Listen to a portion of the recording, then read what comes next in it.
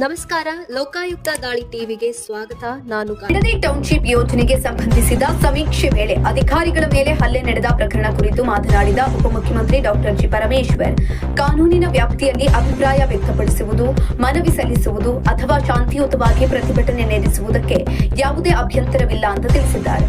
ರಾಜಕೀಯ ಪ್ರೇರಣೆ ಅಥವಾ ಒತ್ತಡದಿಂದ ಕಾನೂನು ಬಾಹಿರವಾಗಿ ಪ್ರತಿಭಟನೆ ನಡೆಸಿರುವುದು ಸಾಬೀತಾದರೆ ಕಾನೂನು ಪ್ರಕಾರ ಕ್ರಮವನ್ನ ಕೈಗೊಳ್ಳಲಾಗುವುದು ಅಂತ ಸ್ಪಷ್ಟಪಡಿಸಿದರು.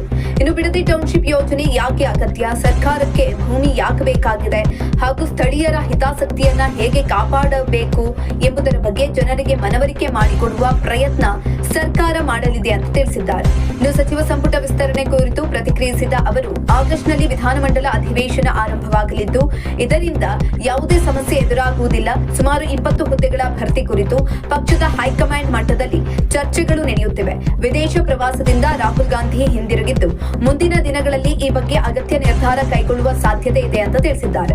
ಇನ್ನು ಬಿಜೆಪಿ ಶಾಸಕ ಛಲವಾದಿ ನಾರಾಯಣಸ್ವಾಮಿ ಮಾಡಿರುವ ಹೆಚ್ಚು ಕಪ್ಪ ಕಾಣಿಕೆ ಕೊಟ್ಟವರಿಗೆ ಸಚಿವ ಸ್ಥಾನ ಸಿಗುತ್ತದೆ ಎಂಬ ಆರೋಪಕ್ಕೆ ತಿರುಗೇಟು ನೀಡಿದ ಡಿಸಿಎಂ ಅವರು ಬಿಜೆಪಿಯಲ್ಲಿ ಏನ್ ಮಾಡಿದ್ದಾರೋ ಅದನ್ನೇ ಹೇಳ್ತಿದ್ದಾರೆ. ಅವರ ರಾಜಕೀಯ ಸಂಸ್ಕೃತಿಯನ್ನ ನಮಗೆ ಹೋಲಿಸುವುದು ಸರಿಯಲ್ಲ ಅಂತ ತಿಳಿಸಿದ್ದಾರೆ.